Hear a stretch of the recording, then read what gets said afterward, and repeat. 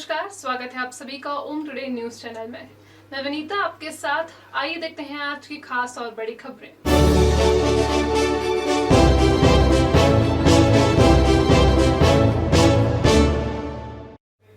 शनिवार के दिन जिले में दो ऐसी घटनाएं हुई जिनमें दो मासूम बालिका को असामयिक काल ने परिवार से हमेशा के लिए दूर कर दिया।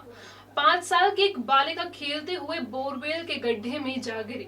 जब तक इसे बाहर निकाला काफी देर हो चुकी थी। दूसरी घटना में एक बालिका घर में सोती ही रह गई।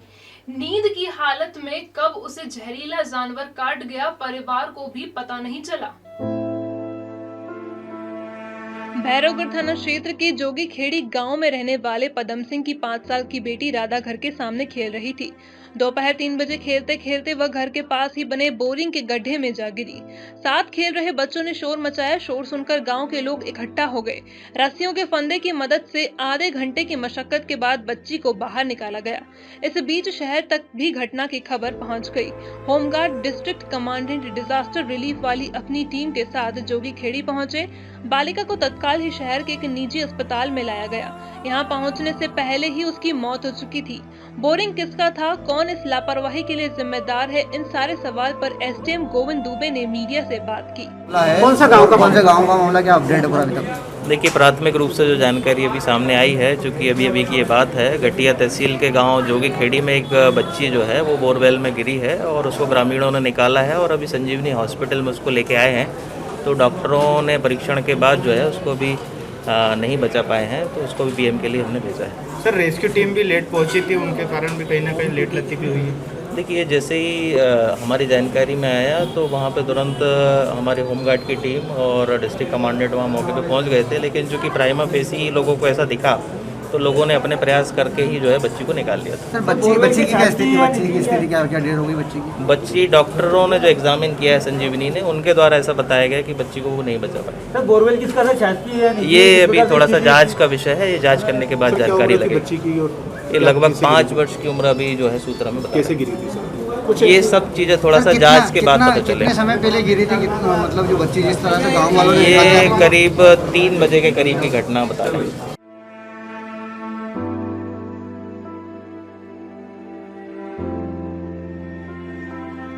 मासूम बालिका की मौत से जुड़े एक और घटना उन्हेल के नजदीक सुराज खेड़ी गांव की है। इस गांव के रहने वाले भगवान खारोल की 8 साल की बेटी दीपिका को सुबह 7:30 बजे घर वालों ने जगाने की कोशिश की। दीपिका सोती ही रही। शंका होने पर घर वाले मूर्छित हालत में उसे अस्पताल लेकर पहुंचे। यहां पहुंचकर पता चला कि रात में गहरी नींद के दौरान इस बालिका को किसी जहरीले जानवर ने काट लिया था। नींद में ही बालिका की मौत हो चुकी थी। बड़नगर रोड के पाटीदार पेट्रोल पंप पर डकैती डालने की योजना बनाते हुए पुलिस ने 4 बदमाशों को गिरफ्तार किया है। इनमें से 3 बड़नगर में 27 जुलाई को हुए गोलीकांड के आरोपी हैं। एक आरोपी लूट के मामले में भी फरार चल रहा था। शनिवार शाम पुलिस ने इन चारों ही अपराधियों को गिरफ्तार होने की सूचना साझा की। गिरफ्तार किए गए आरोपियों के नाम जुबैर निवासी तांगा चौक बड़नगर, सुरेंद्र उर्फ सोनू निवासी खरसौद खुर्द, फिरोज पठान निवासी गुलाबपुरा और इमरान निवासी शाहजी लालपुरा बड़नगर है। इन चारों के पास से पुलिस ने मिर्च पाउडर, पिस्टल, लोहे की रॉड, चाकू बरामद किए हैं। इनके 2 साथी मौके से भाग निकले। जुबैर, सोनू और इमरान ने 27 जुलाई को बड़नगर में कोर्ट चौराहे की एक होटल पर खड़े आजम खान पर गोली दाग दी थी। जुबैर पर लूट के 2 अपराध दर्ज हैं। इस मामले में वह फरार भी चल रहा था। उसकी गिरफ्तारी पर पुलिस ने 2000 रुपए का इनाम घोषित कर रखा था। आरोपी सोनू उर्फ सुरेंद्र के खिलाफ भी 5 गंभीर किस्म के ये 6 अगस्त के दिन बड़नगर थाना अंतर्गत सूचना यह मिली थी कि कुछ लोग यहाँ पर डकैती डालने के उद्देश्य से घूम रहे हैं। थाना प्रभारी मनीष को निर्देशित किया गया कि वहाँ पर संबंधित क्षेत्र में ऐसा पतारसी करके उनके बारे में पता किया जाए।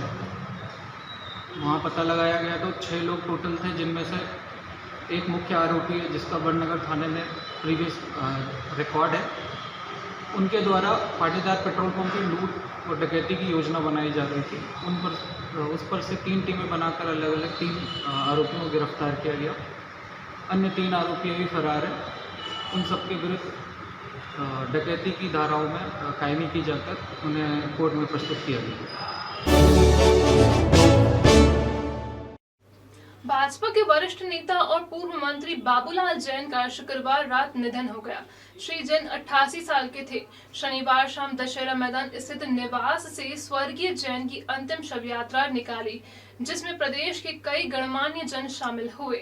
जिले में भाजपा की राजनीति की धुरी रहे स्वर्गीय जैन को श्रद्धांजलि अर्पित करने खुद मुख्यमंत्री शिवराज सिंह चौहान भी अपना रूटीन दौरा छोड़कर उज्जैन आए। शनिवार दोपहर उज्जैन पहुंचे मुख्यमंत्री शिवराज सिंह चौहान हेलीपैड से सीधे स्वर्गीय बाबूलाल जैन के दशहरा मैदान स्थित निवास पर पहुंचे। श्रद्धांजलि अर्पित करने के बाद वे वापस भोपाल के लिए रवाना हो गए।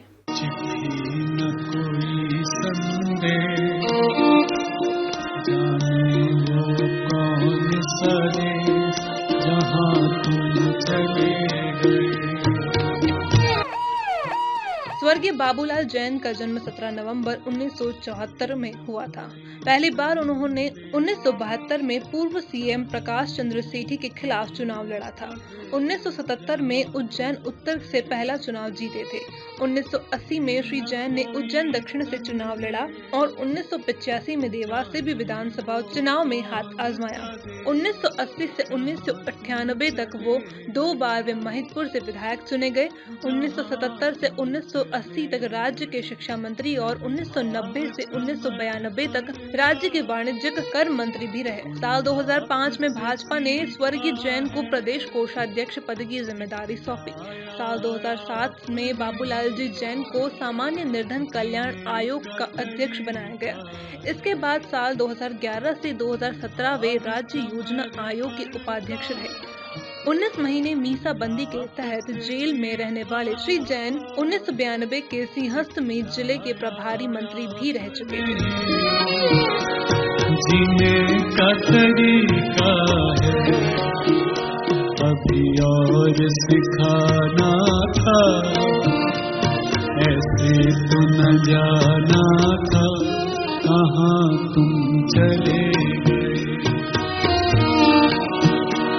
चिट्ठी न कोई संदेश, जाने वो कौन सा देश जहाँ तुम चले गए। जहाँ तुम चले गए, चिट्ठी न कोई संदेश, जाने वो कौन सा देश जहाँ तुम चले। एक बहुत बड़ी बात आप सबके सामने रखी है। आप और हम सब एक बात बहुत अच्छी तरह जानते हैं कि जो जैन समाज है इसमें अनेक खूबियां हैं, और वो अनेक खूबियों में यह है कि ये भले ही एक किसी गांव में शहर में कहीं 1 या 2 या 4 परिवार है, वहां की बाकी पॉपुलेशन के साथ में इसको अपने आप को एडजस्ट करने की बहुत बड़ी कला आती है, और उसकी कला के कारण ही यह समाज अपना स्थान देश भर में बना हुआ है। अब ये बात सही है कि 100, 150, 200 साल पहले हमारे पूर्वज परिस्थितियों वश अपने इलाके से निकल करके आए थे, पर उन्होंने निकल करके आने के बाद में जो खूबी पैदा की उसकी तारीफ तो करना पड़ेगा। जो कुछ बन पाया स्वर्गीय श्री बाबूलाल जी जैन कुशल संगठक थे, राष्ट्रवादी चिंतक थे, समाज सेवी थे, लोकप्रिय नेता थे और सफल प्रशासक थे। पहले भारतीय जनसंघ और बाद में भारतीय जनता पार्टी की जड़ें उज्जैन संभाग में जमाने में उन्होंने अतुलनीय योगदान दिया। वे संभागीय संगठन मंत्री रहे पार्टी के, लेकिन संगठन के साथ साथ वो जन नेता भी थे, मास लीडर थे। उज्जैन से भी वो विधायक रहे, महिदपुर से भी, महिदपुर का भी प्रतिनिधित्व उन्होंने किया, और पटवा जी के साथ, पटवा जी के मुख्यमंत्रित्व काल में प्रदेश के मंत्री के नाते उन्होंने अपनी प्रशासनिक दक्षता का परिचय दिया और प्रदेश की जनता की बहुत निष्ठापूर्वक सेवा की। पार्टी सरकार के माध्यम से जनता और आमजन के प्रति जो स्नेह का भाव उनके मन में था, वैसा दुर्लभ ही मिलता है। ऐसी वाणी बोलिए मन का आपा खोए, औरहु को शीतल करे आपहु शीतल होए। इसके प्रतीक थे स्वर्गीय बाबूलाल जी, क्योंकि हमने अपना एक मार्गदर्शक खोया है, सबका ध्यान रखने वाले, सबका ख्याल रखने वाले, सबको जोड़ने वाले। लेकिन केवल भारतीय जनता पार्टी के लिए अपूर्णीय क्षति नहीं है। भारतीय जनता पार्टी के साथ साथ राजनीतिक जीवन और समाज जीवन में एक ऐसा शून्य पैदा हुआ है उज्जैन संभाग में, मध्य प्रदेश में, जिसको अब भरा नहीं जा सकता। ओम गुरु कृपा राखी भंडार 21 वर्षों से अपनी सेवा दे रहा है। फैंसी राखियों का खजाना, क्वालिटी में मध्य प्रदेश नंबर 1 काउंटर। शहर में सबसे ज्यादा वैरायटी है। हमारे यहाँ एक से बढ़कर एक डिजाइनर रंगों में है फैंसी राखियाँ। बन्ना डोरी, स्टोन राखियाँ, मेटल स्टोन राखियाँ, वुडन वाली राखियाँ, चूड़ा राखियाँ, भैया भाभी की एंटिक जोड़ा राखियाँ, बच्चों की टेढ़ी राखियाँ, फुंदा राखियाँ, ब्राह्मण राखियाँ, फ्रेंडशिप डे राखियाँ, चंदन राखियाँ, रामा पैटर्न राखियाँ, गुजराती कड़े महिलाओं के लिए। इसके अलावा और भी कई प्रकार की राखियाँ हमारे यहाँ उपलब्ध हैं। हमारा पता ओम गुरु कृपा राखी भंडार, प्रकाश टॉकीज, नई सड़क, उज्जैन। Mobile number 9098858899 9424511811। आइएगा जरूर। BSNL fibre internet connection high speed net से जोड़ें। Online classes, work from home, व्यापार मीटिंग बिना रुकावट के। आकर्षक और सबसे सस्ते plan, number 1 high speed internet connection के लिए आज ही संपर्क करें। अवंती डिजिटल एंड ब्रॉडबैंड एवं Shri telecom, 231 heritage tower, Tejankar अस्पताल के पास। मोबाइल नंबर 8989858422, लैंडलाइन नंबर 0734-255-2222 और 255-3333।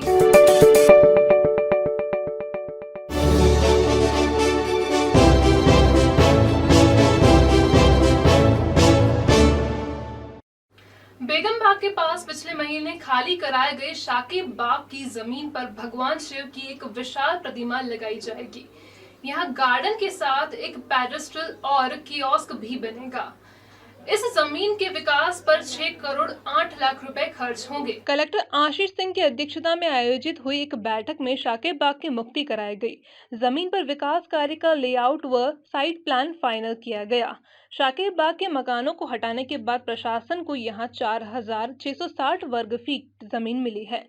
शाकिब बाग के ढलान पर भगवान शिव की एक विशाल प्रतिमा लगाई जाएगी। इसी बैठक में विक्रम विश्वविद्यालय के विक्रम कीर्ति मंदिर के पास म्यूजियम आर्काइव की कार्य योजना पर भी चर्चा की गई। विक्रम कीर्ति मंदिर के पास library, fossil museum, stone gallery और पांडुलिपियों का संरक्षण कर म्यूजियम का निर्माण किया जाएगा।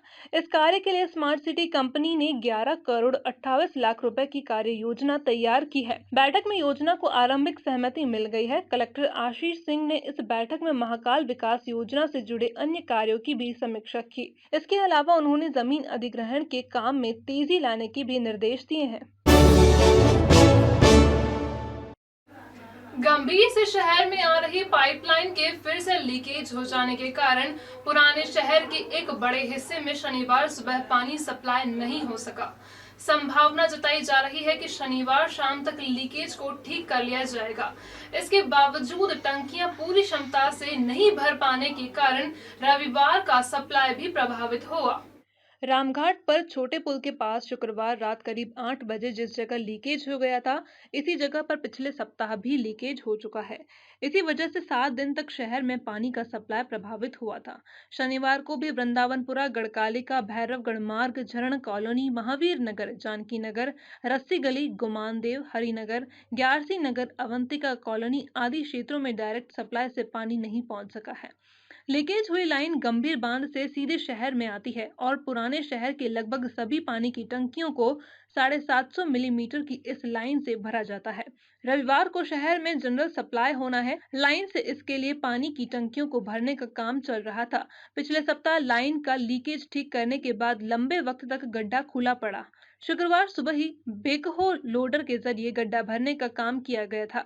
गड्ढा भरने में इस्तेमाल हुए किसी बड़े पत्थर की वजह से लाइन का वॉल ब्रेक हो गया। रात भर पीएचई का अमला इसे सुधारने में जुटा रहा। शनिवार सुबह भी सुधार कार्य जारी रहा। 13 अगस्त को नागपंचमी का त्योहार है। आम परिस्थितियों में उज्जैन के लिए यह दिन खास होता है। देश भर के लाखों श्रद्धालु उज्जैन से भगवान नागपंचमेश्वर के दर्शन के लिए आते हैं। इस बार कोरोना की वजह से भगवान नागपंचमेश्वर के दर्शन केवल ऑनलाइन ही हो सकेंगे। महाकालेश्वर मंदिर प्रबंध समिति के अध्यक्ष कलेक्टर आशीष सिंह ने महानिर्वाणी अखाड़े के महंत विनीत गिरी जी की सहमति से महाकालेश्वर मंदिर परिसर के ऊपरी तल पर स्थित भगवान नागचंद्रेश्वर के सामान्य दर्शन प्रतिबंधित रखने का फैसला किया है। नागपंचमी के दिन मंदिर में परंपरागत तरीके से पट भी खुलेंगे और शासकीय पूजन भी होगा, लेकिन आम श्रद्धालु यहां सीधे दर्शन करने नहीं आ पाएंगे। कोरोना की वजह से इस बार भी नागचंद्रेश्वर के दर्शन ऑनलाइन लाइव ही करने का फैसला किया गया है। इसके अलावा इस दिन महाकालेश्वर मंदिर में भी केवल उन्हीं श्रद्धालुओं को प्रवेश मिलेगा जो प्री बुकिंग के बाद यहां पहुंचेंगे। कोरोना की वजह से आर्थिक परेशानियां झेल रहे निम्न आय वर्ग के लोगों को केंद्र सरकार ने मुफ्त अनाज के रूप में मदद शुरू की है। शनिवार से जिले में प्रधानमंत्री गरीब कल्याण योजना के तहत मुफ्त अनाज वितरण योजना की शुरुआत की गई। जिले के प्रभारी मंत्री जगदीश देवड़ा जिले के मुख्य आयोजन में शामिल हुए। सार्वजनिक वितरण प्रणाली से जुड़े प्रत्येक परिवार को 10 किलोग्राम अनाज वितरण की शनिवार से जिले में शुरुआत की गई। शहर की 125 से ज्यादा सहकारी राशन दुकानों पर उपभोक्ताओं को आमंत्रित कर उन्हें राशन का बैग प्रदान किया गया। यह कार्यक्रम उत्सव के रूप में मनाया जाना था, लेकिन पूर्व मंत्री बाबूलाल जैन के निधन के कारण जिला मुख्यालय के पटेल नगर में हुए मुख्य आयोजन को सादगी से मनाने का निर्णय लिया गया। जिले के प्रभारी मंत्री जगदीश देवड़ा और अन्य जनप्रतिनिधियों की मौजूदगी में लोगों को अनाज का वितरण किया गया।